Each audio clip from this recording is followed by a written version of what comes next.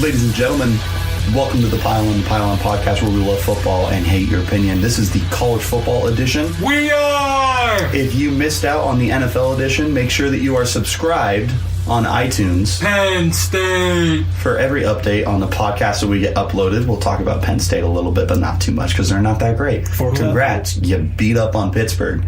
Remember Appalachian State? Little brother. I'm still not that impressed. I was so tired of those gosh darn people running their mouths in that joke of a college. But aren't they better at basketball than you? Who cares? We won the NIT last year, bro. Come on. Overall, I think they're still better, though. Historically, yeah. So this is the college football podcast edition of the Pile On podcast. Make sure you subscribe to us on iTunes.com. Leave us a 5-star review. Let us know what you think. Subscribe to us and follow us on Instagram and Twitter at the PTP Podcast. Make sure you like us on Facebook, the Pile On podcast. And We're all over the place. Spreaker. We still have SoundCloud, I believe. Yes. iTunes. You name it. Make sure you're following us, subscribe to us, and listening to us every Wednesday, covering NFL and college football coverage. Today is a very sad day in American history. It is 9/11, the 17-year anniversary, if you believe that's the appropriate way to reference it. I don't really like saying anniversary, but I think just because of, the aftermath and how it kind of united all of us, I think... Yeah, you can throw politics and race out the window. We were a nation after such an unfortunate incident, but we would like to just take a very quick moment of silence for everyone affected. And we're not just talking about Americans. We're talking about the families who personally lost members, just husbands, wives, sons, daughters, fathers, mothers. You name it. A lot of people were affected, not just during the attacks, but in the resulting war and just everything that occurred because of 9/11. We just take a very brief moment of silence for them.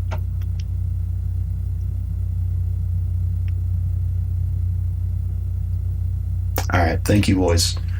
God bless the greatest fucking country in the whole world. USA. Back to World War champs. USA. And we will thank you. USA.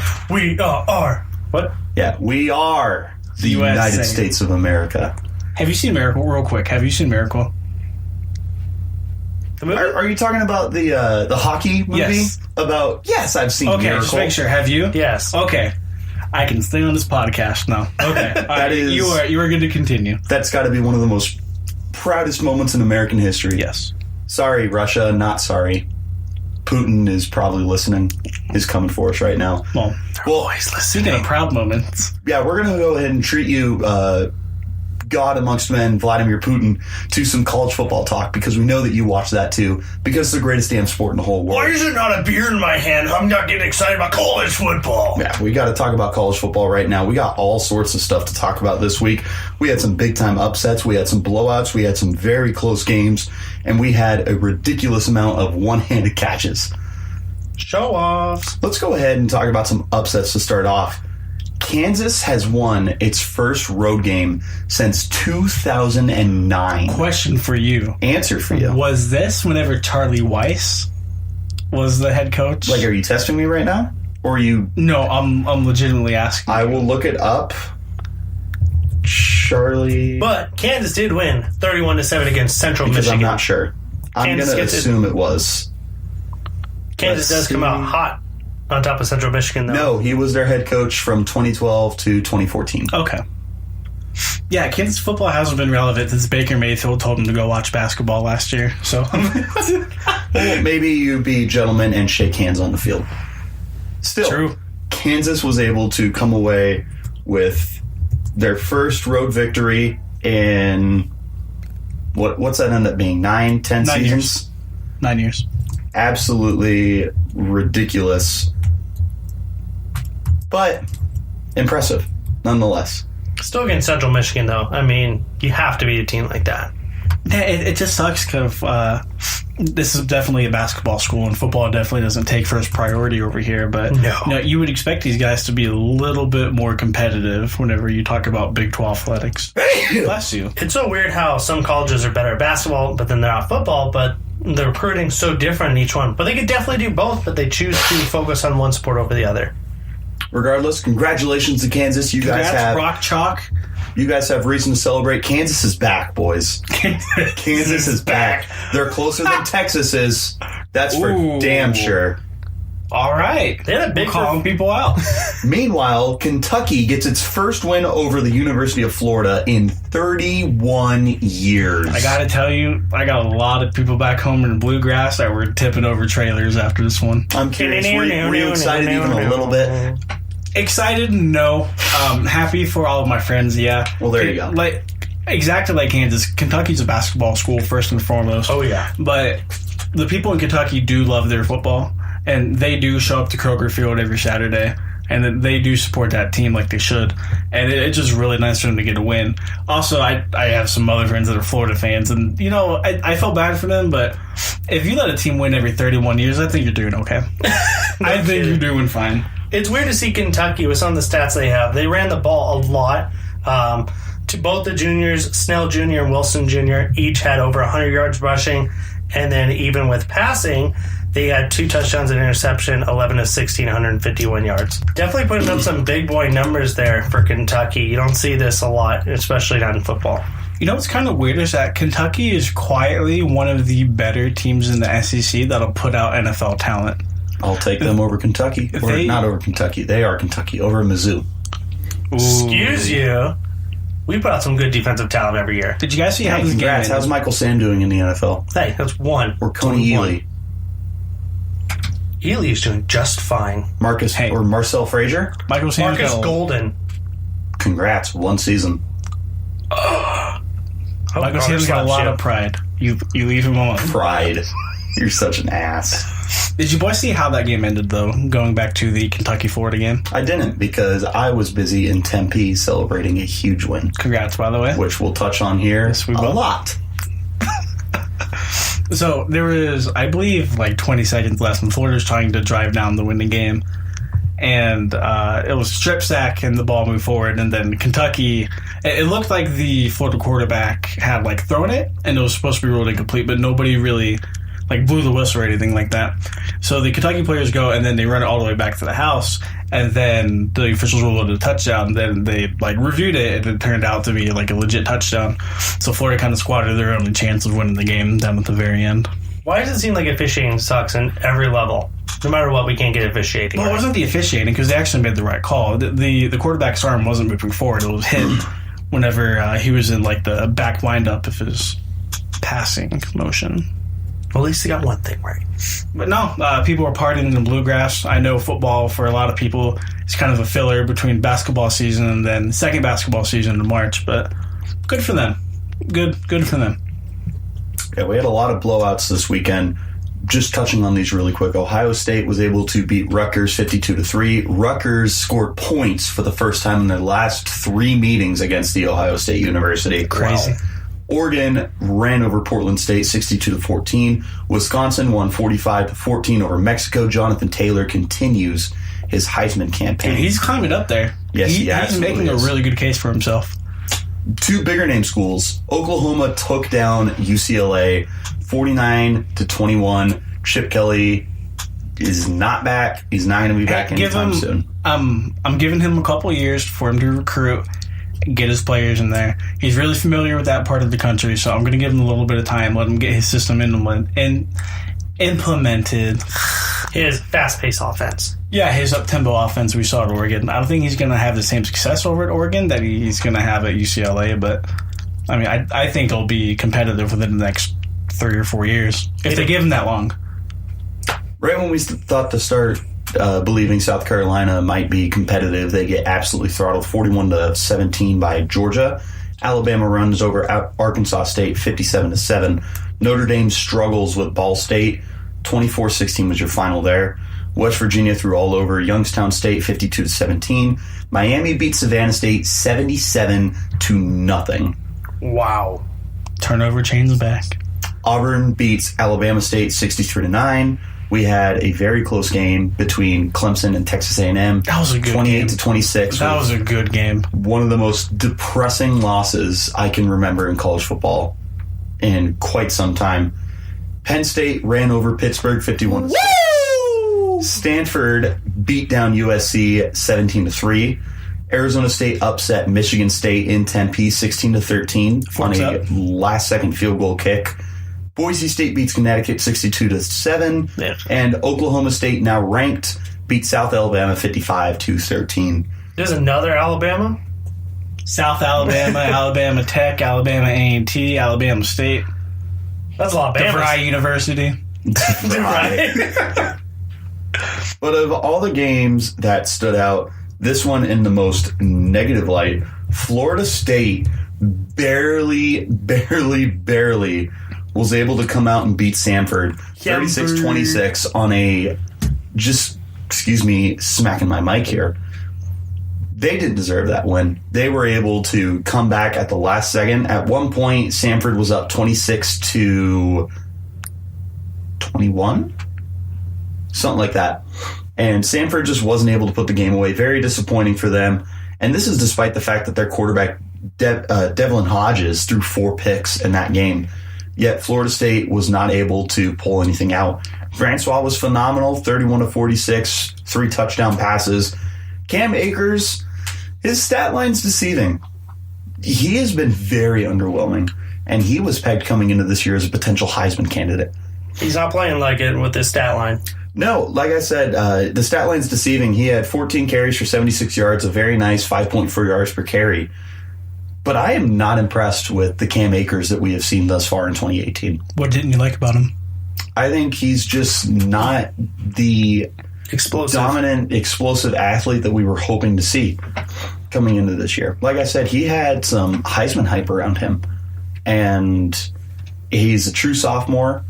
Him and Jonathan Taylor were supposed to be in close competition, and it's not even close. Not even kind of close. Like, you can't even put Cam Akers in the same category as Jonathan Taylor as far as running backs go. Even the Florida State defense really gave up a lot, considering that Hodges threw for over 475 yards and 60 pass attempts. That's a lot to put up, especially on a defense. And the defense, like we said, had 4 interceptions, including a pick by Levante Taylor, a guy who's being talked about as a potential NFL prospect coming into the next level from a school that wants to claim their DBU. What's going on with Florida State, guys? They seem like not just pretenders. This is not the same Florida State that we have been used to seeing for the last decade plus.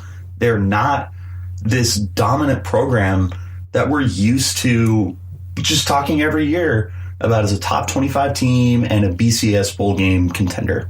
So far, they're making bad teams look good. They're making a bunch of no-name, lower-class schools look a lot better than they should, and it's really taking notice to the rest of the polls and also to the rest of the college football world. Well, they need to get something going really quick because Syracuse will be hosting them this Saturday. Syracuse never an easy out. Nope. Northern Illinois after that will go down to Tallahassee. That shouldn't be too big of a problem. But then after that, you have Louisville, Miami will both host Florida State. Down the road, Clemson's coming to town. NC State will host Florida State. Notre Dame will host Florida State. Boston College will come to town.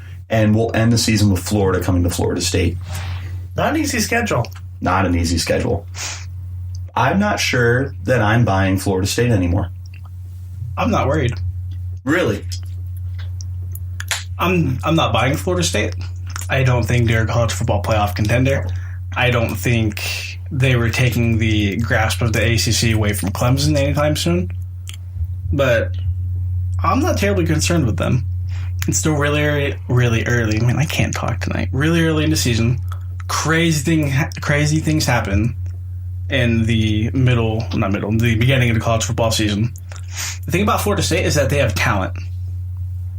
They can recruit very well. Yes, they can. They absolutely and can. They're missing Jimbo Fisher a lot ever since he departed. The Samford win was not convincing, but at the end of the day, it's still a win.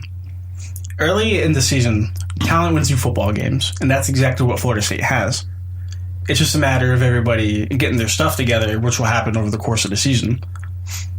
Alabama, everybody makes jokes about them scheduling cupcakes throughout the year. They don't schedule cupcakes. They schedule legitimate teams at the beginning of the season. Why? Because that's whenever teams are prone for losses, prone to upsets. They don't have everybody on the same page yet.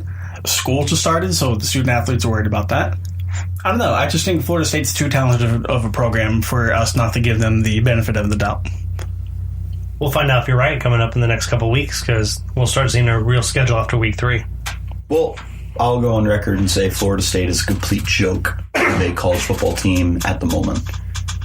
They were not good last year when Francois went down, and now that Francois is back, they're still not impressing me. I think Florida State might be done for a little while. And we'll wait and see, but losing Jimbo Fisher is going to hurt recruiting. Their defense definitely needs some better recruiting. They need to step it up. And being given up these numbers is not something you want to do for a college team. I'm just not sure what happens on the recruiting trail from this, because Florida's not getting all of these 5-star kids they once were whenever Urban Meyer was down there. And, the U, I think they are starting to make a little comeback. But, yeah, I don't think they have the same recruiting footprint that we once thought they did. It'll get there. See, I'm buying into the U. I actually said they were a playoff team before the season started. Really? Yeah. I don't think I said it on this show, but I did write an article over the summer for BreakingFootball.com talking about Miami being right there. I think I had them number 6 at worst. Okay. I'm rooting for them. I like to turnover chain a lot. So. I would agree. It's better than that turnover backpack. Shit is so turnover stupid. Towel. It's all stupid. But if you like seeing college football games, make sure that you're getting your tickets from SeatGiant.com. SeatGiant.com needs to be your go-to next time that you're getting tickets for any kind of sporting event that you can think of. But it's not just sporting events, boys. It's also concerts and family events that are going on in the town nearest to you. This stretches across all of North America, including Canada, where they will take Canadian dollars. Good for them and all our Canadian friends who listen to the podcast. However, even if these prices aren't good enough for you, and you're absolutely insane if they're not, go ahead and type in the promo code PYLON. That's PYLON, PYLON, for an additional discount to great price tickets. SeatGiant.com is your go-to and a sponsor for the Pylon to Pylon podcast. Boys, I'll tell you what. Speaking of Alabama, an absolutely dominant program, no one's going to touch this team this year. They're going to go undefeated. They're going to glide all the way to a national championship and go back-to-back. They're just top to bottom fantastic. Tua Tagovailoa has taken them to a completely different level in offense. We've been used to talking about this defense and how they're going to hold you to 10 points a game and they're just going to beat you with a run game. Now Bama can put up 30, 40, 50 points on you every single week. Jerry Jeudy is an absolutely outstanding receiver. They got 1.5 million running backs. Najee Harris, believe it or not, is taking charge of the backfield. Despite Nick Saban's love of his junior and senior running backs, Damian Harris has taken a backseat to Najee Harris. There's a lot going on for this Alabama team, but one thing that was a storyline coming into the year was the quarterback competition, in quotes, between Tua Tagovailoa. Wow, I'm all over my microphone tonight. I'm sorry, baby. We're sloppy. Between Tua Tagovailoa and Jalen Hurts, and it has not been a competition. It seems like every week is they're going to say, hey, these guys are competing, but come game day, there's no competition. Not going to. Stop asking. I still love that, and I am upset that he had to apologize. I loved that comment by Nick Saban. Point being, though, Jalen Hurts kind of getting screwed over and getting the short end of the stick here in Tuscaloosa. All right, I want to hear your guys' opinion. He's getting screwed over. The better man always wins out for a reason. We're not talking about better men winning over. We're talking about the fact that Saban's playing games. And Saban is trying to say, hey, we want you involved. We just don't want you starting. We don't think you're the answer. He's just dangling this little glimmer of hope in front of Hurts. And at the end of the day, Hurts should not be starting. Tagovailoa is by far the better quarterback. I was about to say, let's get the facts out of the way. Let's get the facts out of the way. This was not a quarterback competition. No. It was labeled a competition by people in Tuscaloosa and probably some of Jalen Hurts' family. His father's been very outspoken through this whole process. But Tua's been the better quarterback, top to bottom. He has another dimension with his legs. And Jalen, don't get me wrong, Jalen Hurts can use his legs to extend plays. We saw it against Clemson a couple years ago. Yes. Yeah. We've seen it throughout his career. Yeah. He's a great But he's not that athletic elusive guy at the quarterback position that Tua is. He's not a passer either. He's a running back who plays the quarterback position. So facts out of the way. Everyone here consensusly can agree Tua is by far the better quarterback, the better option for Alabama, and the guy who can take them further. Yes. But why wouldn't you dangle it in front of his face, though? Because what if something happens here at the quarterback? You've got to have the confidence. The other guy's still there for him to plug in and go. And that's fine, and I understand that. But this is college football. This isn't professional football. You're not paying Jalen Hurts to sit on the bench for that situation. You're holding him. They are paying him. They're holding him there. No, they're paying him. They're not paying him. Jalen Hurts is getting paid regardless. Is he getting paid millions of dollars? Man, the boosters make a lot of money. Is he getting paid millions of dollars? Who's making more money, him or Matt Castle? Right now? Right now. Before taxes. Stop. I won't even listen to this. I'm not even going to entertain this argument. Jalen Hurts is not getting paid to sit behind Tua Tagovailoa the way that other professional NFL athletes are getting paid to sit on the bench for that situation. This young man has a limited time in college. He does. He is not signing long-term deals. He has got 2 more years maximum if he is able to redshirt successfully and get a graduate transfer and go to wherever the hell he wants. So he graduates in December. Why didn't he transfer this offseason? Because they dangled this thing in front of him and said that there was a chance that he would start. I knew, Skylar knew, Skylar's cats knew that there was not a chance that Hurts was starting. You're absolutely correct. Tua was the guy the whole way. But at no point did Nick Saban say that. He didn't need to. He should have. This is a young man. He may have. We don't know. This is not public information. We don't know. He would have transferred. He said all offseason that he would have transferred. He said the entire time, if I'm not starting, I'm transferring. Yet he's still there because they're saying, hey, there's a chance. You know what? It's like my ex-girlfriend would say all the time, hey, maybe we could end up together. And she's just dangling this in front of me. And I'm just kind of sitting there like, I guess I'll kind of stick around for a little longer. It's just like any ex-girlfriend. It's not just mine. It's Donnie's ex-girlfriend. It's Skylar's ex-girlfriend. Let me catch her. Shout out to Logan Bell's ex-girlfriend. Let me catch her in an alley. Forget mine. Forget mine. Ashley, if you're listening to this. Oh, okay. Oh, no. I'm going to take it right there. No. She needs to know. The Pile on podcast where we love football and hate your opinions, and we hate ex-girlfriends. Back to Alabama. Nick Saban has a program to run. That's fine. That's dandy. I understand that he's a young guy and he's trying to make it into a league. I fully support him. But Nick Saban has a program to run, and he's going to do it how he does. That's how Alabama works. I agree. However, this isn't professionalism. I agree. This is manipulation. Well, if you're Nick Saban and you know Hurts is going to transfer out, if you say, no, you're not starting quarterback, wouldn't you want to keep him there? Yes. So at the end of the day, Nick Saban is making the smart business decision. However, there is absolutely nowhere in this conversation where he is taking personal feelings into account and realizing this young man has a limited time in college football. He does not have an NFL future at the quarterback position. He doesn't. So you need to let him enjoy his college football time and let him start understand that he deserves it. He took you to a national championship. You don't get to talk. I'm still talking. And almost lost the national championship. He did lose the national championship. Exactly my Clemson. point. He's proven as far as he can go. You did put in the new quarterback that has proven that has more talent. That's fine. That's not the point. The point is, he should have transferred. He doesn't need to consider feelings whenever making these decisions. You're right. He absolutely doesn't. Then what's the problem here? The problem is I'm taking the human approach, and I'm taking Jalen Hurts' side, and I'm telling you it's bullshit. I understand why it's bullshit. The human side should have realized, hey, I should have transferred. Hey, I have a dad that follows this while I'm playing in the game. But he's telling him the whole offseason that there's a chance. So you're saying we all know there's not a chance. Exactly. So you're saying there's a chance. You're dangling him. You are the pristine college football program.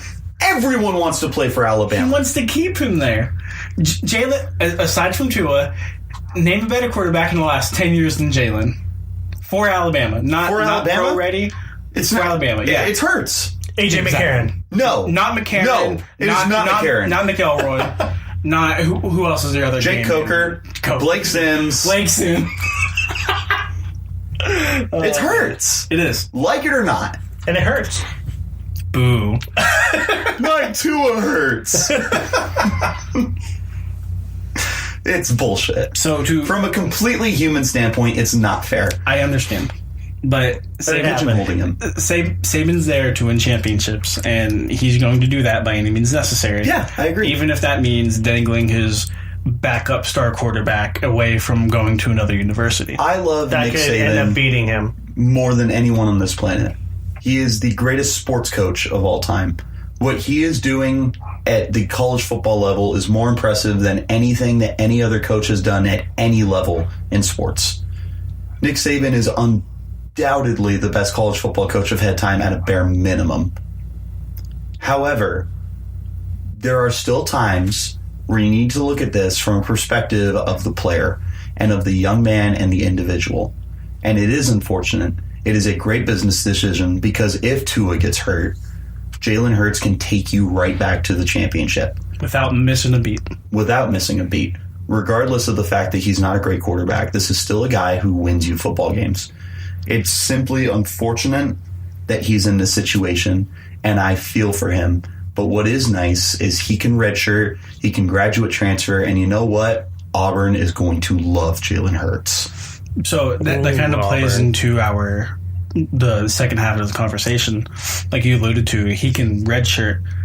The new NCAA rule that they actually came up with this year is that you could play up to 4 games in the college football season, and then you still have the ability to redshirt. And it looks like that's going to be what happens. It looks like he will have 2 more games that he will play in. There are rumors that will happen. Nothing has been confirmed yet, but there's kind of that unspoken agreement between the university and Jalen that, hey, you just sit here, you get your degree from Alabama.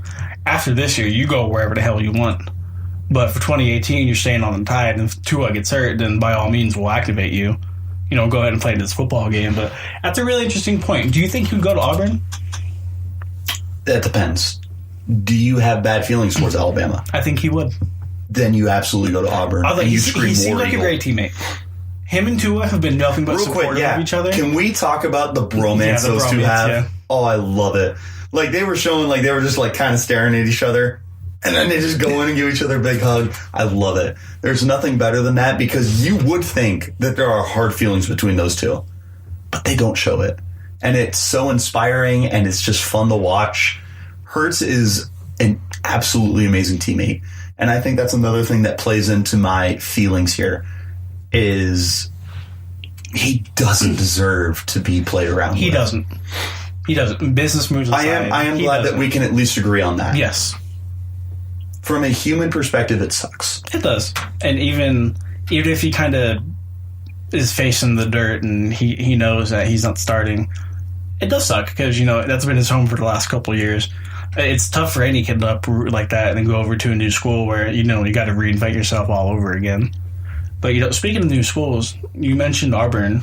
Where do you guys think he could potentially transfer if he does decide to go? I would tell you Auburn would be my top option if you have hard feelings. If not, I would look at another big-name school. I think the University of Miami would be a very fun option. I think the University of Texas would be interesting. Depending on what Shea Patterson does in Michigan, I would look at Michigan. I'm done with you. Here's the thing. I had Miami and Michigan as my 2 teams I wanted to go to. I will let you dive into them because you had it written down. You're asking me on the spot. I didn't have this ready. But what I will tell you is he can go wherever the hell he wants. Yeah. So I would go to a big brand program. Could he fit in Jim Kelly's offense, though? Chip Kelly, sorry. Chip Kelly? Go to UCLA? Yeah, I'm so sorry, yes. I don't think he's built for that, per se. But he was part running back, and Chip Kelly loves to have the versatility. But we kind of touched on this. He's not the athlete. Yeah, he's not. That you would think he's not the Marcus Mariota. He's not the Dennis Dixon, you know. He's not the D'Anthony Thomas. He can't play running back over at Oregon. No. But no, I would also like to see him go to a big name school like Miami or Michigan. Were you taking a shot? Yes. Boo. But no. Drink. It's for all 3 of us. Is it? Yes. Oh, damn it. I've told people outside of the podcast. We gotta get better. Okay. So Absolutely. I would like to see him Absolutely. go to a school in the ACC or the Big Ten, and then basing that off the two conferences I named, but said Miami or Michigan. I feel like he can't go to a huge school like Ohio State or like Clemson at this moment. Well, and you wouldn't want to. Well, yeah. Not if you want to get buried behind more quarterbacks. But no, I feel like Aren't you glad I pointed that out? yeah. That's going to shatter your world. I've been doing yeah. this for weeks. I wonder what he kept doing. noticed I wonder until why now. he kept doing shots. Like, what is he doing? I never understood it. Miami or Michigan, those are my two Real picks. quick, you know my list on my phone of things I'll drink to? Yeah. That's on there. Boom. But no, drink. Oh my gosh, saying, but yeah. I don't want to talk to him anymore. Let's just kick him out of the podcast I right feel now. rude now. But yeah. Keep doing that and that's going to get on the list too. It's like the episode of How I Met Your Mother where I forget the one name of the guy, but it's a teacher. It's a woman teacher, and her class is like a drinking game. Whenever she says "but." Okay, she gets so on, she's you're like, thinking Robin Scherbatsky when she would interview someone. Oh, Ted goes out drinking with his class, and she keeps saying "but," and he's just like, she's become self-aware. And then one of the kids is like, "We have to drink." So then they're all hungover, and then the next day she comes into the class and is like screaming and like being really loud, and everyone's just like, "Oh God." It's fantastic. Skylar, your school for Jalen Hurts transfer to is... That was one of my guesses, but I would go with Michigan. They need a quarterback. That's the best fit, I think. Maybe Harbaugh can actually do something with It's Jalen entirely He's good dependent with on Shea quarterbacks. Patterson. It'd be a good thing to fix him. Hey, I know you played running back a little bit, but let's try to make you into a better quarterback. And he could definitely do that. Super quick, really quick. Just give me yes or no. Is Jim Harbaugh overrated? No. 100%. No. Okay. We will touch on If that later. Jim We will Harbaugh touch did on not that have later. connections to Michigan, he would have been fired so long ago. He is 10-9 in his last 19 games. If we want to, let's just touch on it now. Screw it. Let's just touch on it now. We'll get there. No, we'll just touch on it now. Screw it. Let's roll with it. Come on. Okay, it's not. You're going to leave it with the I'll be heated on it.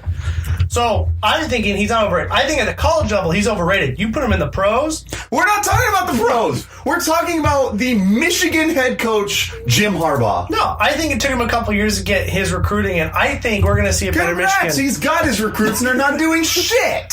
Hey, you hit and you miss. I don't think he's overrated. Well, he hasn't beaten Ohio State. He almost. What is he, but- 1 but and he 4 hasn't. against Penn State? Yep. So he is a collective 1-7, 1-8, maybe 1-9. I'm not sure. Has he been there 4 years? At Joe Booth 3 on Twitter says Jim Harbaugh is Brady Hoke with a headset. Yes. Perfect. Except he can't win That's with Brady perfect. Hoke's recruits. That's perfect. It is so frustrating because he's got Michigan by the balls. He's got a very nice contract. He's got the Very connections nice. with Michigan. He's a motivator. He can recruit. He's got everything that you want in a head coach except for the ability to win football games. And he's going to continue to lose great recruits. Rashawn Gary's not staying after this season. Herm Edwards, though, has as many wins over Michigan State as Jim Harbaugh does. That's not good. But what do you think? That's not good. That's not. Especially in Ann Arbor. Especially in Ann Arbor. Not beating Ohio State's one thing, but you can't beat little brother. Yeah, let's remember Jim Harbaugh's first year in Michigan, where they lost on that the block final punt. play of the Yep. game on the One punt of the best plays I've ever seen. in the big house. In the big house. What do you think is his biggest problem with recruiting? Is it the quarterback? What position is it that he's lacking to He get can't over the recruit top? quarterbacks. He had to get Shea Patterson to transfer. He's just not a recruiter. He's never been that guy. He's All right, personable. I guess I me do and you agree. completely disagree because I Really? was totally blowing up about how great of a recruiter he is. All right, then. So we're going to disagree there because I think he's a great recruiter. Really? I do. But what position do you think he's lacking in right now that's getting... It's quarterback. Yeah. Undoubtedly. Like I said, he had to get Shea Patterson to transfer to come play for his program. Because what else has he had? I can't even remember these guys' names. They've been so pitiful. They I'm had drawing a a blank. few different guys. I know. I'm really disappointed in myself. He needs to recruit a big quarterback, and he needs to get this offense rolling for Michigan for them to be relevant. Because right now they're slacking. They're like the 5th best team in the Big Ten. It's only because their offense. It's not like their defense is horrible. It's just their offense isn't getting it done. I take that back. He can recruit because the last couple classes he had, including the Julius Peppers class, that was a decent class. Jabril, sorry. That wasn't his class, though. I thought that was his first year. No. His first year, I believe, was Rashawn Gary. Okay. So, it wasn't Jabril, though. Well, who's he recruited? That's done something notable in Michigan. That's benefited that team. I'll pull it up, but you got Rashawn Gary, who was minimum a top 5 recruit at the time. You've been able to turn around Michigan into one of the better recruiting colleges. It's still not Alabama. It's still not Ohio State. Michigan it's hard is still, to be Alabama. Look, if I'm a 5-star recruit, Michigan is easily in my top 10 minimum for places I want to play. Maybe top 5. It's a historic franchise. But what's his problem though? Why can't he win? He's just. I know. I understand the college game is different from pros. I do. Okay, and but he was able to win at Stanford. He was. So I don't know. But he had phenomenal talent over at Stanford, though. You had Andrew Luck. I mean, that's about as good as it gets. I was just about to ask that if he had Andrew Luck. He did. Didn't they? Oh, excuse my computer. All right. We're getting ready to power down. Oh, is your computer updating randomly like mine does? No. I just honest to God surprised I haven't broken his laptop in half. There's always time. Same. True, but if I can't watch the game on my laptop, which is broken in half, I can definitely go to SeatGiant.com. SeatGiant.com is the one and only need for your ticketing needs. Any game in North America, college football, ice hockey season's coming up, basketball season's coming up, professional football, you name it, they got it. SeatGiant.com. SeatGiant.com, thank you. Thank you. Use promo code PYLON, it's PYLON, for a great discount on already great additional savings at SeatGiant.com. Boys, we're going to get back to the rundown here now that we've had a couple really good debates. Yup, it goes rapidly. Sorry, I was... Calm down over there. Machine Gun Kelly. He's going to die. By a machine gun. Speaking of quarterbacks, though. The Clemson quarterback situation has to be the most intriguing. I have an interesting take on this. I'm listening. Okay. Sunshine. I think they should keep and play both. I agree. I think that's actually a healthy situation. I know it is against common football wisdom to start 2 quarterbacks just because... At the pro level, I would agree. Not in the collegiate level. You don't allow one quarterback to kind of establish a rhythm for a whole game, and I understand that. But at the same time, you have 2 phenomenal quarterbacks in Trevor Lawrence and KB2, Kelly Bryant. KB2, I kind of like that. Yeah.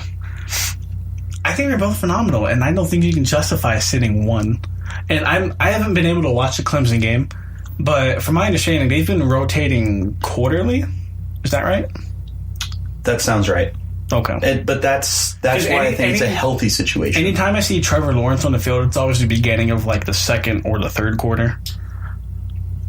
I've just always seen that like the beginning of the quarter. But these rotations don't always work. You know, when you rotate it out, you also could ruin a rhythm and also set your offense back as well. Right, yeah. Well, that's one of the downsides of playing both of them. But at the same time, it makes it really hard for coaches to game plan against you. Exactly. Well, we got to switch over to quarterbacks. Yes. Kelly Bryant is a poor man's Cam Newton, and Trevor Lawrence is an absolutely outstanding passer. I still can't believe that, dude. Like, Trevor Lawrence makes every throw on a football field. It's crazy. Well, it helps when you have T. Higgins, he's got an absolute monster. Clemson's team, top to bottom, is absolutely fantastic. However, Texas A&M gave them a run for their money. They were at Kyle Allen Field, though. They were. Is it Kyle Allen Field, or is it just Kyle Field? I'm not sure.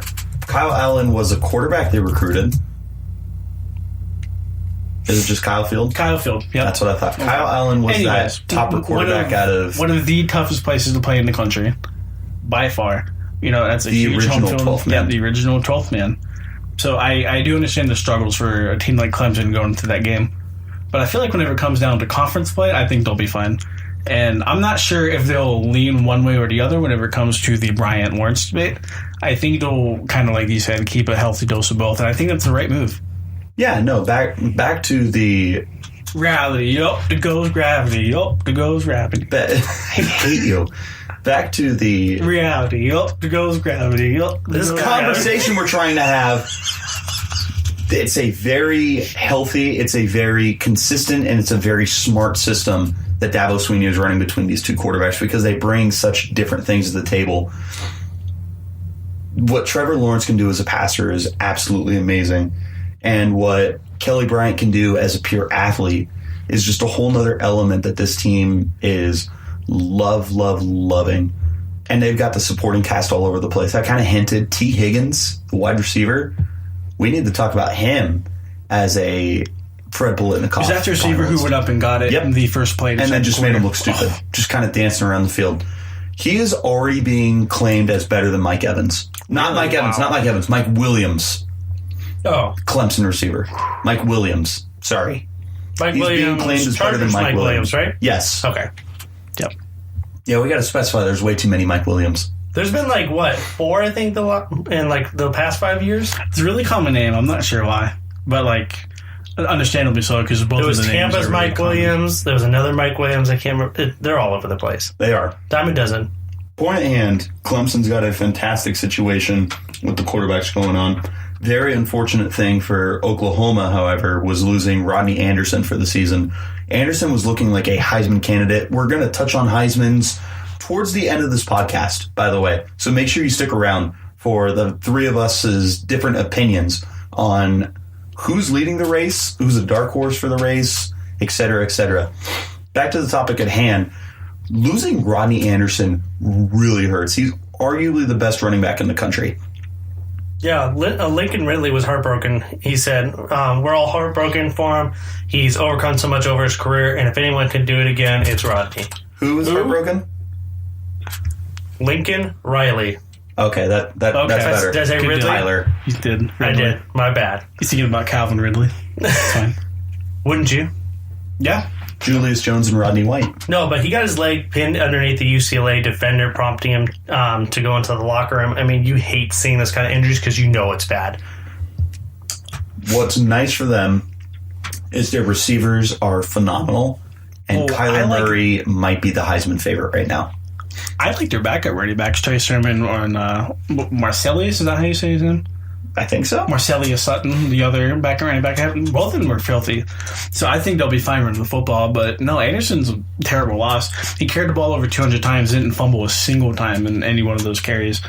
Like you said, it's going to help Kyler Murray and just the Heisman kind of aura he has right now. But you never want to see a guy like Anderson go out. And he was phenomenal at catching passes whenever I was watching him play. So I'm sure that helps and hurts on both ends, actually. It does, but Kyler Murray can carry this team.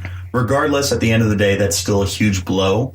I'm interested moving forward what Oklahoma is going to be able to do without arguably their best offensive weapon. In the meantime, defensive weapons. Nick Bosa. Bad man. He's unstoppable. Further along in the process than Joey Bosa was at this point. He what was. Everybody's saying. All right, I'm going to be bold here. Are you ready? He came out and proved it. Are you ready? Yes. This is bold. Bold. Nick Bosa looks better than Myles Garrett did at Texas A&M. Ooh. No, I agree. I could say that. I could agree with that. I mean, he's just a monster. Nick Bosa looks like he could do every pass rush move out of the sun. It's crazy. We should test him on it. Well, I mean, he's going to be tested this year with those Big Ten tackles. I'm excited for whenever to play Wisconsin. But while I do agree with you, there is not a single player in this country who's going to be able to stop Nick Bosa.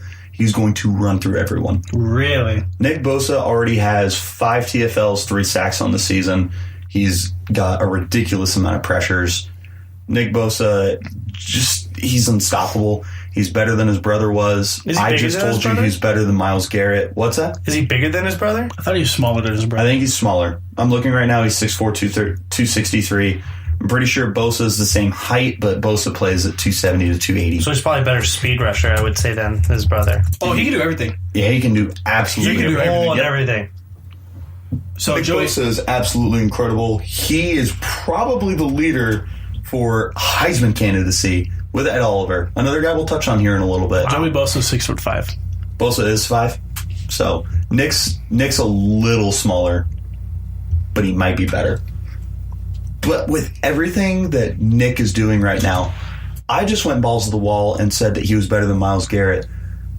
If he keeps doing what he's doing, we might have to talk about him not only as one of the best defensive players of the last decade, maybe one of the best defensive players we've seen in quite some time in college football history. Yeah, we're talking Brian Bosworth levels at this point with all of the hype around Nick Bosa. The hype is insane, that's for sure. Laptop died, boys. Sorry about that. It's all good. The hype around Nick is insane, but the level that he's playing at is even crazier. He looks unstoppable. It literally looks like there is nothing standing in his way. No one can match up against him. Like I said, whenever conference play gets into the roll of things and they actually playing Big Ten quality teams every week. Actually, we'll see whenever they play TCU this weekend. We'll see what they're about. I don't think anybody on TCU's offensive line is going to stop him, but no, with the likes of like Penn State and Wisconsin and Michigan, those caliber level players, we'll see what Nick Bosa can do. I'm not saying Bosa's production is going to drop down. I know you're not. I know exactly what you're saying. I'm just excited to watch him play against guys who are actually going to have a shot at making the league. Because we're talking about him like he's going to be the number 1 overall pick. He potentially could be. And he probably will be. I think that's a very safe bet, only because Ed Oliver's defensive line and Bosa's. Now, do you think his last name helps or hurts him? I don't think it matters at all. I think at this point, he is completely separated. I'm feeling a little TJ Watt here, to be honest. Ooh. Not level of player, not caliber, not production, but different impact. Just kind of the last name. At no point did we say TJ was better than JJ. We are already saying Nick is better than Joey. That's fair. Nick is unbelievably talented. He is standing out in every way that you can think of. He's on his way to being a legendary kind of player. Maybe one of the best players Ohio State has ever seen. We'll see. And Ohio State is a very storied franchise, as we all know. Now, we got a couple more things to talk about with you guys. Once again, we want to thank SeatGiant.com for sponsoring this podcast. Make sure you subscribe to us on iTunes. Leave us a 5-star review. Let us know how we're doing. Episodes out every Wednesday. We cover both college and professional football. We're all over the place on social media. We have Twitter, Instagram, Facebook. Skylar loves to mention that we're on Spreaker.com. YouTube as well now. Do we have YouTube? We do have trying YouTube. to get us to MySpace. Knock on wood, it'll be up by next week. So. Yeah, it should be. MySpace. I never had a MySpace. Fun fact. Really? Fun fact. Man, I used a Mac on some girls on MySpace. Donnie is a ladies man. He's the one that shut down MySpace. The ladies man? Nah, Tom did. Not our Donnie Druin. Oh, Tom. Tom's everybody's friend. I wonder how he's doing sitting on all that money. Yeah, he's fine. Interesting fact, just like super quick. I know we always kind of get off topic. You know why MySpace sold for so much money? Because remember, whenever MySpace was sold, it was like nobody used it anymore. Facebook was a new big thing. Yep. Do you know why it sold for so much money? Why? Information. Oh. That doesn't shock me. The people he sold it to got so much information from like potential buyers, consumers, and whatnot. That's why he got so much money for it. That's insane. That makes sense, doesn't it? Yeah, it does, though. What does make sense, though, are our Heisman race watch. Now we're looking for the Heisman Memorial Trophy. Boys, it is a fun season so far. We're seeing 2 defensive players who are standing out and making legitimate Heisman talk. In the meantime, running backs are dominating the scene, and quarterbacks are coming out of nowhere. Even a couple of receivers are standing out. It's going to be a fun Heisman race all season long. Who's standing out to you guys the most right now? Right now, my front runner is going to be Tua. And Kyler Murray's not very behind. I just think what Tua is doing at Alabama is kind of unseen at the quarterback position. Like you said, they're able to put up 35 to 40 points a game now. Easy. They don't need that defense to shut people down now. And I think Tua, while he's not super pro ready, I think he's tearing it up at the college level right now. For me, it's kind of a coin flip between him and Kyler Murray over at Oklahoma. You're not very big on him, but it's fine. I'm gonna shock you in a minute. Let's hear it. Skyler. Well, you did allude to him as your Heisman favorite right now. Skyler? I would have to say 2 and 2 because you don't see a lot of good quarterbacks come out of Alabama. So I think that's getting more national attention, and that's really drawing in the pressure for him. By far, that's going to help him so much. Exactly. I think he has to be the early favorite, and it just helps him so much. And watching him, it's insane seeing how good he is, especially at Alabama when you don't see this often. And we've talked about it before, not just us, but just about everyone who wants to talk about Heisman candidacy. Most of the time, it's not the best player in the country. It's the best player on the best team. A couple of years ago, Derrick Henry won the Heisman Trophy. Probably should have been Christian McCaffrey or Deshaun Watson's award. Do you think there's an East Coast bias whenever it comes to the Heisman voting? Oh, by far. Yep. 100%. Y'all don't want to stay up for Pac-12 After Dark, and shame on you. It's good football. Pac-12 After Dark is the best football. I like to sleep in a little bit and get some sleep because staying up that late, a lot of party people out here, I can't handle that. I'd rather watch football late than get sleep, to be honest. Agreed. NFL. I can't do college. For whatever reason, I can't do college late. I can do NFL late, though. College is the best, which is why the Heisman race is one of the best things of any sport. My favorite right now is Kyler Murray. I still don't like him as a player. The athlete's insane. He is producing with Lincoln Riley in ways that we dreamed of. Huh? Who? I said Lincoln Riley. I know, it's a joke. Oh my gosh. No. I thought you were thinking I said it wrong. I was like, I'm not Skyler or Tyler. Rude. I'll fight you right now. So I've been at it with both of you guys today on this college football podcast. Yeah, you have. It's been a while. It's been a minute. It's been nice. So why are we pushing Will Greer to the side, even though he's been putting up really good numbers? Oh, dude, Will Greer is still up there. But I feel like we love dual threats. And Kyler Murray and Tua Tagovailoa are both guys who are doing it with their legs and their arms. But Will Greer is still continuing to dominate and throw the ball a million yards. He's still got to be up there. Let's talk about Jonathan Taylor for a minute. Yep. Jonathan Taylor just set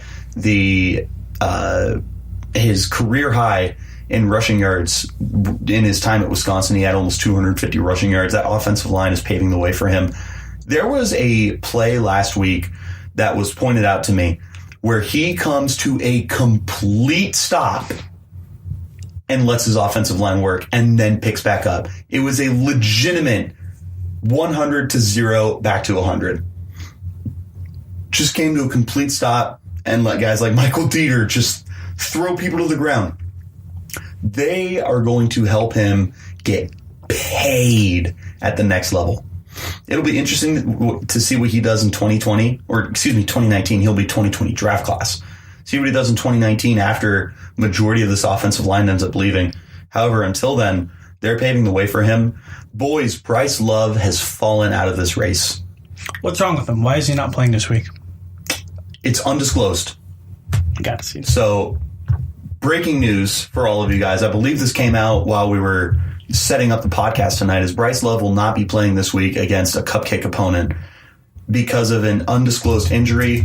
It's not the end of the world, but Love has not looked like the Heisman player that we thought he was going to be. His week one was pitiful.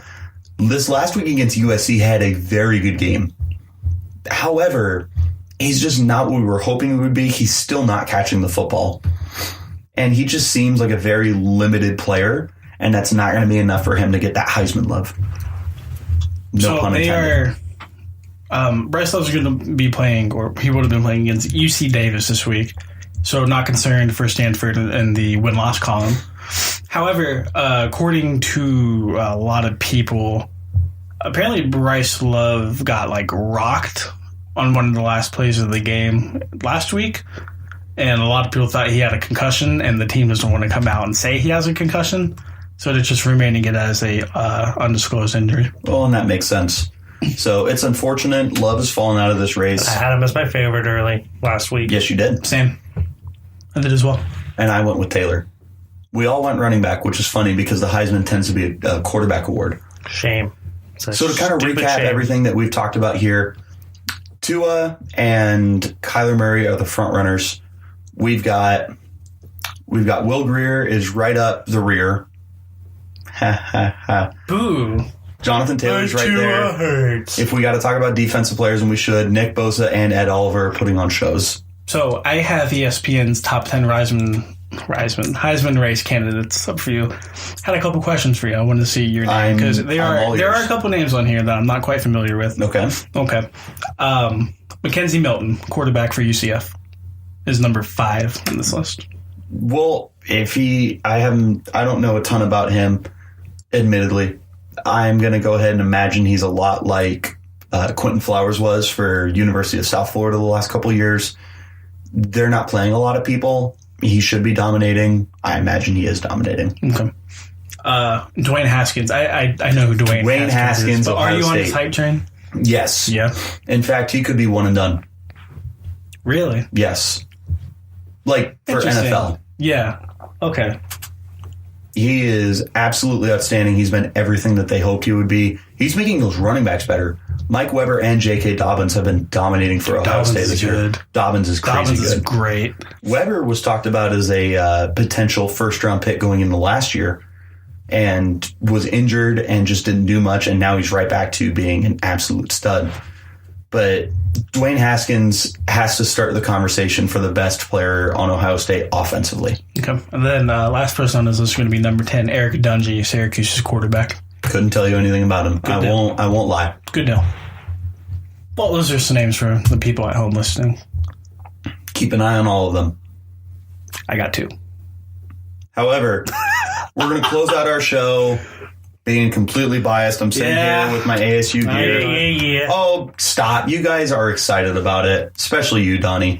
More excited than you will be willing to admit. The Arizona State University was able to take down, at the time, number 15, Michigan State in a gritty, hard-fought game for 60 minutes. Herm Edwards told them, leave it all on the grass. Not the field. Don't leave it all on the field. Leave it all on the grass. And they did. They came out and they played. That defense stepped up big time against a very good Michigan State offense. Not fantastic. Their quarterback is a lot better than we're going to give him credit for, and I'm extremely disappointed in myself that I can't think of his name at the moment. Quarterback for Michigan State? Michigan State. Ooh, I can find just a second. Connor Cook. No. Le'Veon Bell. Something Lewinsky. Draymond Green. I'll kill you. I will. Make it look like Brian. Shut the hell up. It's Brian Lewinsky. Yep. Lewinsky. I knew Loser. He is a loser. Sorry. You lost to the Arizona State University. Fork the hell up. And they dropped all the way down to 25, Michigan State did. Which is unfortunate because that was a very good game. It was a 16-13 final. Brandon Reese was able to come in and kick the game-winning field goal for Arizona State. Now, being an Arizona State fan and watching this team for God knows how long, growing up with Arizona State, before I even cared about football, this was something that I would do every weekend with my dad and my family.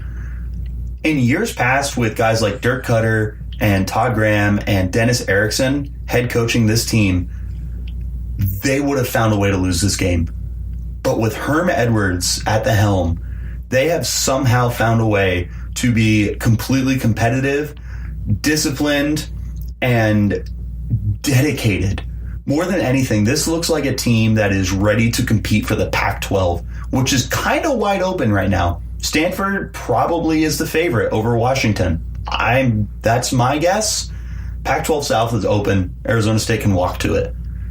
They better know how to run the ball better. I'm looking at the stats for the game right now, and both teams could not run the ball. Neither one got even close to 100 yards. Michigan State is a very good front seven. Go back to the previous week. Eno Benjamin ran all over UTSA. Eno Benjamin is going to be competing for first-team Pac-12 honors at running back. But he's not the star of the show. We all know it's the N'Keal Harry show. Real deal N'Keal. Dude's a monster. It's his world, and we're all living in it. That's why he wears number 1. You put that ball up, and he's going to come down with it. That Michigan State corner, I don't even know who your name is, but in the famous words of Dr. Dre, you are so far under my radar, I don't even know who the fuck you are. N'Keal dominated you. Congratulations, you were able to hold him in the first half, literally by holding him. You had no chance. Because when the game mattered most, Nikhil scored a touchdown on you, and he dominated you. From a physical, athletic, and mindset standpoint, Nikhil was all over you. And don't feel bad, because he's going to do that to everyone this year. This is the Fred Biletnikoff Award winner right now. Just give it to him. 3 touchdowns in the first 2 games, over 250 receiving yards. Nikhil's unstoppable. He's only going to get better. He is by far the focal point of the Arizona State Sun Devils offense. He's going to win them games. You can't say that about a lot of wide receivers who can win you games. Nikhil's one of those guys. So I want to shift this conversation back to the original proprietor of it, Herm Edwards. Admittedly, so Big whenever, word, very nice. Thank you. Whenever he was hired, a lot of people, not only here but around the country, I admittedly was one of these people. Kind of skeptical. Understandably so. He hadn't coached in a while. Whenever he did coach in college football, didn't look pretty. He was more of an NFL coach. It's a totally different game, though. And everybody's kind of holding their breath because I don't think he was that phenomenal of a recruiter. I mean, if I'm a young kid in 2018 and Herm Edwards' old ass rolls up in my house, I don't think I'm going to be wooed by him. But he came to Arizona State. He took the job, and a lot of people here were saying that, hey, at least make this game competitive. You have Michigan State coming here on a nationally televised game. At least make this competitive. He said, no, I'll one-up you. I'll win this damn game. And he did. I didn't think they were going to win. I bet a Buffalo Wild Wings lunch bet with you that they were not going to win. And I remember that. Did you forget about that? Medium size, fry, 1 beer. Yep, because you haven't brought it up to me this entire week. And I was waiting for it. He's been savoring I was waiting for it. We're all good, baby. I know you're a man of your word. Oh, yeah. I was actually going to say for our 50th episode celebration after we record, let's go over to Buffalo Wild Wings and celebrate. Okay. And that could be whenever I buy for you. Sounds good. But no, back to Herm Edwards. He's done what he's needed to do so far. But now that you've kind of teased Arizona State fans a little bit, what's next? more wins. What are we setting the bar at for Herm Edwards this year? You got to get a winning record, and you got to get to a bowl game. 8 to 9 wins and a bowl game appearance. That is already exceeding expectations. This is a way better ASU team. I've been to a couple ASU games in previous years. This looks like a way better football team. More dedicated, less mistakes, and they want to win. Now, let me ask you guys this. If they make it to the Pac-12 championship game. I thought you were going to say playoff, and I was just going to be like, all right, that's too far. Let's calm down. If they make it to the Pac-12 championship game, but they don't beat Arizona, and they lose the Pac-12 championship game, and they go to a mediocre bowl game, is that a win for Herm Edwards? It is. However, if we lose to Arizona, you're going to see a dead body that looks a lot like me. Herm has his work cut out for him. Over the next 5 games, at San Diego State, at Washington, Dub. home versus Oregon State, at Dub. Colorado, home versus Stanford. Dub. Damn. I'm seeing a 4-1 record over those next 5 games. I'd say 3-2. Stanford could give them either or. We'll see. I'm not terribly hype on the Stanford train, so. They always play well against Arizona, though. Arizona State, Arizona, either one. They play good. So I was actually thinking about this because Doug and Wolf, the local radio people here, they were talking about this before the Michigan State-Arizona State game. Arizona State has a great home field advantage. Not talking about crowd noise. Those kids do get rowdy. I know what you're getting at. It's really fun. I know what you're getting at. And you know what I'm getting at. And at first I was like, nah. It's a real thing. The more I thought about it, I'm like, it's real. These East Coast kids are coming over here, playing at a time they're not used to be playing. The game kicked off at 7:45. 7:45. That's 10:45 Eastern time. Yep. They're going to bed. Yeah, they're going to bed. They're already in bed. Yep. They're athletes. Don't sit here and try and paint the picture that they stay up late. I mean, they're on a tight some schedule. of them do. Maybe on Saturdays and Fridays. The disciplined kids are in bed by 10. 10:45. You fly these kids over. You have them kind of wait around all day. All day. You have them sit there in the hotel room. You're not doing anything. You don't know if you should eat. Don't know what time you should eat. You don't want to mess anything up. Nope. So and the national media is all over this. Yep. This is going to be on ESPN. So you're kind of on edge, and you're like, oh, it's kind of hot out here. Kickoff temperature was 104. 104. Now, hotter on the field. Yes, hotter on the field. And you're going to hear a lot of people out here to say, oh, it's a dry heat. I don't give a F if it's a dry heat. It's hot. 104 degrees is 104 degrees. I don't care if you're on the sun. I don't care if you're here. It don't matter. I was told by a source who was on the field that they had a thermometer on the field and it measured at 114 or 116 degrees on the field. Really? That's 10 degrees hotter. That's sticking your head in an oven. So, this year, Herm Edwards had ASU practicing outside for all but one practice. One of the practices was in their dome. Yep, and they had to move it inside. Other than that, every single one was outside. You don't think these kids are ready for this heat? You don't think they're ready for this game? Dude, you take advantage of that situation. So, you bring these Michigan State kids who are used to the cold, used to playing earlier in the day, bring them out here. All of a sudden, it's a little different for them.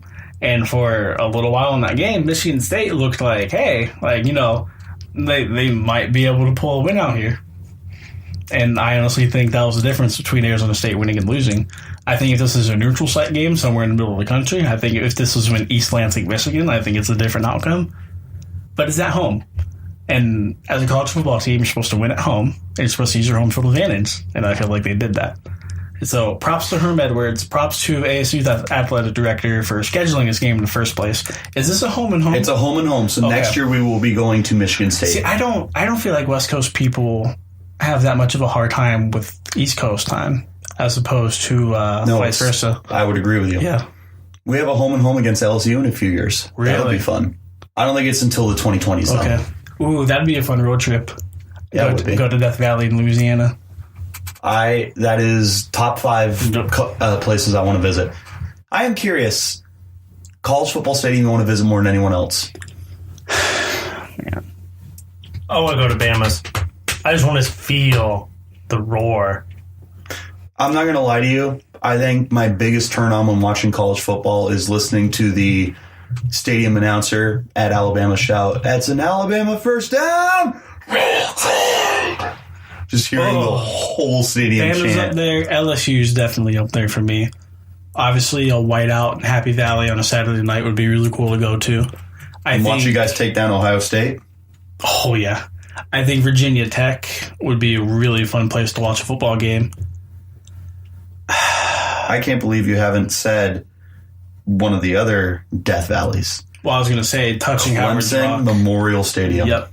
I think that's got to be up there. Also, I would like to go to a game in the Swamp as well in Florida. The Swamp would be fun. Swamp, yeah. As soon as those Gators get their tails behind them, start winning games. How about going to the Big House? I just... No, not for you? I just don't think the Big House is all that. See, and I would say that about the Trojan Stadium. Yeah, The Coliseum? The Coliseum. See, I would like to go there. See, I think I could not go and I wouldn't miss it. It'd also be cool to go to Oregon. Yes. For a game as well. Hear how loud they get. I'm going to get colorblind by their jerseys. I can't tell what's going on. Boys, that's going to wrap up this episode. Highlighter did something. I don't know what, though. I do love their unis, though.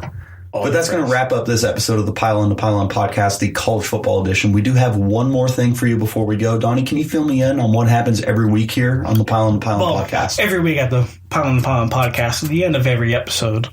Well, not every episode now. At the end of one of 2 episodes weekly, because we cover what? College and professional NFL football. And this is the Pile on podcast every Wednesday. Okay, just make sure. Make sure you subscribe to iTunes.com. Give us a 5-star review. Let us know what you think. So on one of the 2 podcast episodes, at the end of it, we do what's called the Denny Green Minute. Man, I really can't talk tonight. Well, in tribute to the late Dennis Green. Rest in peace, sir. Denny Green, after losing a game to the Arizona Cardinals, the Arizona Bears. Cardinals head coach. Yeah. Get it losing together. a game to the Chicago Bears on Monday Night Football after punting to the one and only Devin Hester, went on an infamous rant that still lives on to this day, where he cut it loose and spoke his mind. So we figured we would always like to pay homage to him and do a little of that on our own here on the Pile on podcast. So at the end of every episode, we take a minute, rant about whatever we need to. Ex-girlfriends, bad co-workers, beat Michigan State, whatever you want. Good, bad, positive, negative, whatever you want.